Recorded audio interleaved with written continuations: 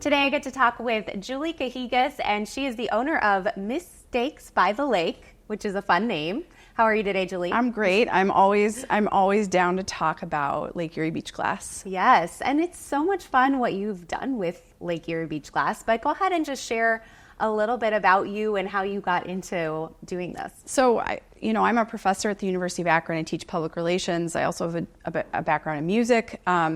And so this is just a very random and surprising hobby that sort of came out of my daughter, who is 11, and she found a piece of sea glass that my mother-in-law had gotten me from Puerto Rico. Okay. And said, "Mom, what is this? Is this a diamond?" And I said, "Well, no, honey, it's sea glass." And she said, "Can we find that in Lake Erie?"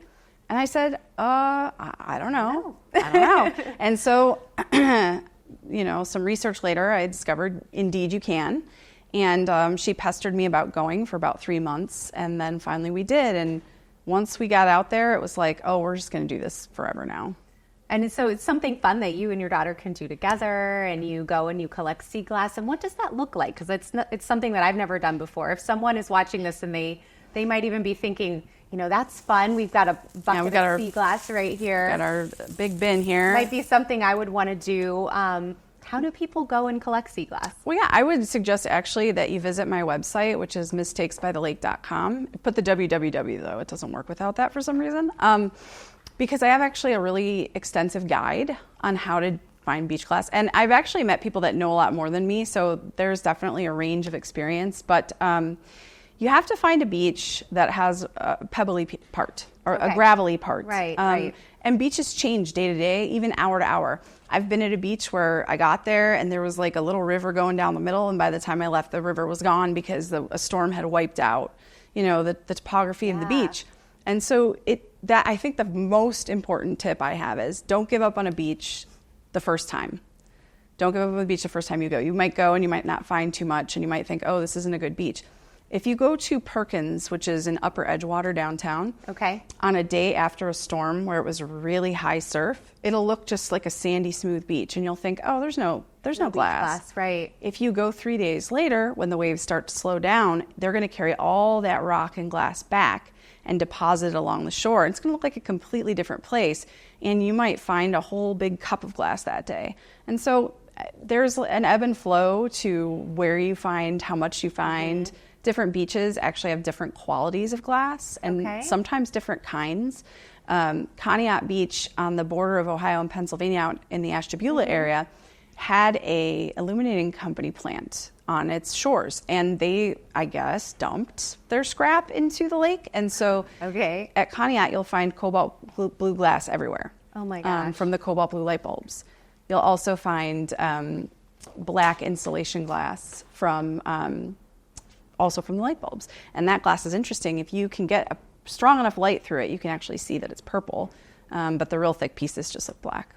So what is your favorite part of doing this, and what makes you want to keep looking for beach glass? Well, so I had the fun experience of being diagnosed with ADHD as an adult this past year. And the reason I was is because actually my daughter was diagnosed, and my mom looked at me and said, she doesn't have ADHD. She's exactly like you were. And I said, well, she definitely has significant ADHD, so maybe that means something. Okay. But, one of the challenges with having ADHD is this constant need for dopamine. Your brain's not making enough. Okay. And there's lots of unhealthy ways to get that, like alcohol, food, gambling, shopping, addiction.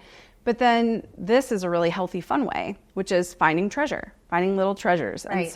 And making art out of it. Well, the art's great, but the part I really like is finding it. Yeah. To the point where I will go all the way down to like a -10 wind chill to go look. And it's every little piece is just an exciting moment for me.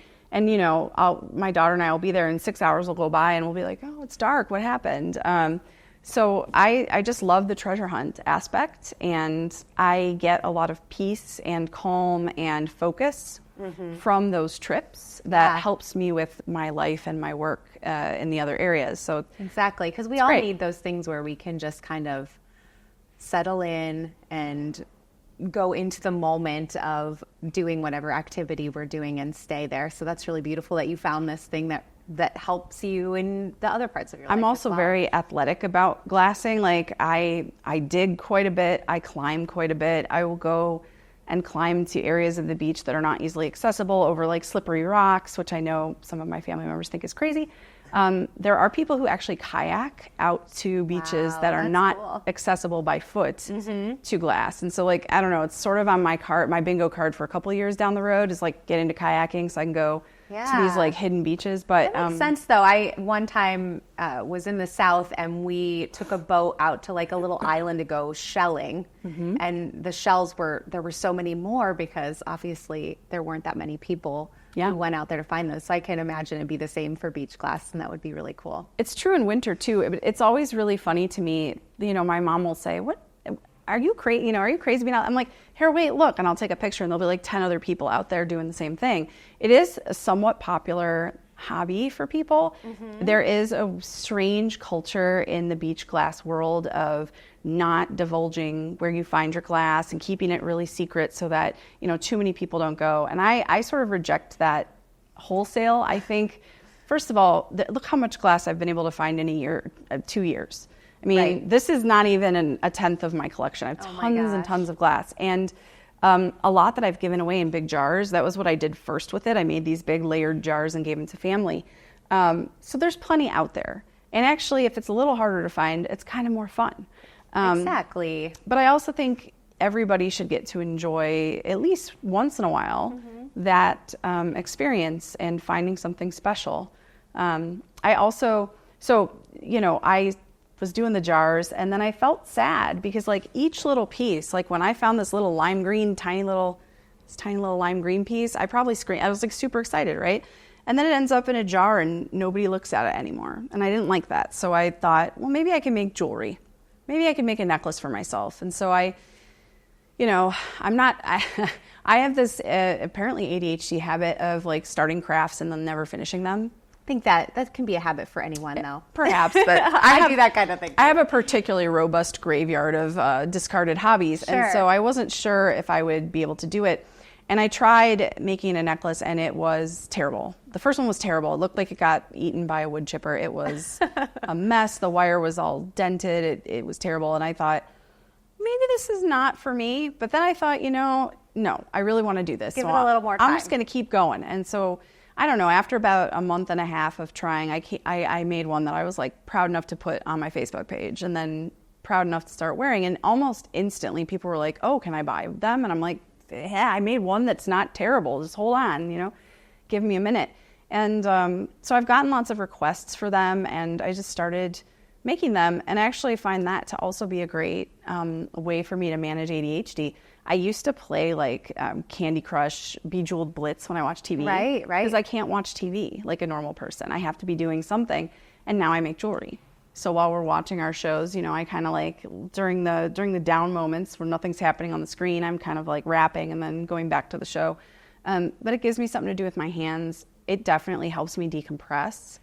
And so that's what I really love That's what you love about it. This whole hobby. It makes me feel better, not worse. It makes me feel happier. And more relaxed and more present. And so to me, that's just And then you great. get to share these beautiful pieces with the world. So let's go ahead and move into that and share them. Yeah. So one piece that I have, I'll just show it to this camera here. Yep. Perhaps. This is actually a rare marble. It is purple. And so pretty. You have to actually shine a light through it to see, but it is translucent purple swirl. And it is a standard marble, but it is very tiny, which tells me that it's likely been in the lake a significant amount of time. So for a piece of glass to get a frost, just like a basic frost, it takes 20 to 40 years. Oh my goodness. So for a marble to get this small, I have a marble that I know for a fact is 100 years old, and this is much smaller than that marble. So, this could be a couple hundred years old. Yeah, that's amazing. And so it's just really an exciting piece. I was showing this to a glassing friend, and she said, you can't sell that. You have to keep that. You'll never find another one. And I was like, if I felt that way about it, I'd never sell anything. Right. I'd just keep everything. Yeah. Let's share some of the other ones. Yeah, this is a fun, this is a more abstract, ornate kind of wire design. And my wire design is pretty unique.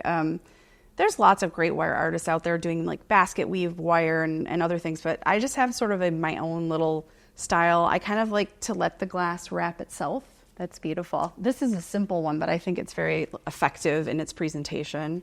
Really pretty. It just has like a simple swirl. That way you can see the glass a little bit more. Yeah, and this is a difficult sized piece of glass to find. So the pricing structure is always interesting to people who maybe don't know much about glass. There are rare colors, there are rare types, and there are sizes that make it more rare. Pretty rare. This is a piece of uranium glass. Okay. Uranium glass, I don't know how well this will show via the camera, but I have to separate it with my hand because my cards are somewhat glowy. So I'll just put my hand under there. This glass actually glows under black light. So that's really cool. If you go cosmic bowling, you could glow. You could glow. But the neat thing about uranium glass is uranium was actually used to color glass pre-World War II. And then during the Manhattan Project, the government took all of the, I don't know if you want to take a look, took all of the uranium glass, or all of the uranium, so they stopped coloring glass with it.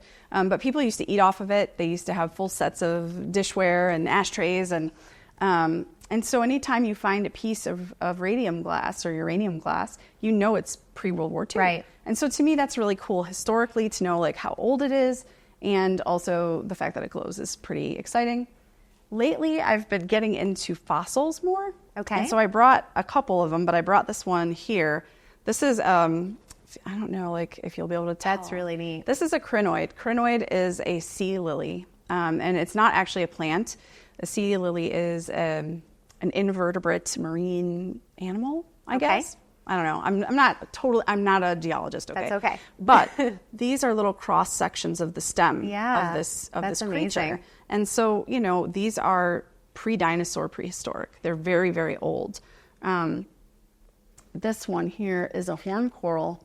Horn coral actually is an extinct species of coral and could be between... That's beautiful too. It's got really cool markings on the top. They kind of look like shells. Some of them have really interesting... So look at the back. The back is really cool too. Yeah, that is really cool. So I try to design the pendants double-sided so that you can wear it either way because the fossils have such beautiful forms and shapes. But these are 250 to 300 million years old, most likely. Wow. And so to me, even though I love the glass and it's the original... to me, the fossils are very neat. Are like more becoming my thing, and I'm learning about all the different kinds, and it's just fun. You have a wealth of knowledge on this. People can find the knowledge that you have at your website. Yep. And then you can also go to purchase these. Yeah, if you find me on Insta at Ms. Takes by the Lake, I post stuff all the time. I will post like condition of the beach I'm at that day, or I went out to see the Seiche in Toledo where the water emptied out of the basin, and I took pictures of that, shared it. So if you're interested in glassing, if you want to know what's happening up at the lake, follow me on Insta. I do have a website. I do offer all of these sort of for purchase. Like this one is a stainless locket that's filled with little tiny glass, and these sometimes have shells and uranium glass in them as well. That's cool. I also make art prints. Oops, I did not bring them up with me, but I do prints where the glass are little birds. Oh, and cute. They have poetry and other sayings on them. And I recently taught a class at Northside where the group got to make their own. They got to like rifle through my bird glass because I have it sorted, this could be a bird, this could not be a bird. And it was really, really fun. They had a great time. They made really unique creations from the base materials that I was using, and I hope I get to teach more classes soon. I love that. And so people would be able to keep in touch and know when you're going to teach a class also if they follow you on Instagram. Instagram or Facebook, I'll announce Instagram or it. Facebook, Mistakes by the Lake, MSTAKES, right? Yep, Yes. Ms. Takes. It's Ms. Takes by the Lake. All right, thank you so much, Julie, for being on the show, and I hope people just, gain a little bit more knowledge about beach glass and going out and doing this, and maybe give it a try with their friends and family and get one of your beautiful necklaces. So all right. Thank you so much. Thanks, guys, for watching here on Good Morning Akron. Make sure you stay tuned. We've got more great stuff coming up next.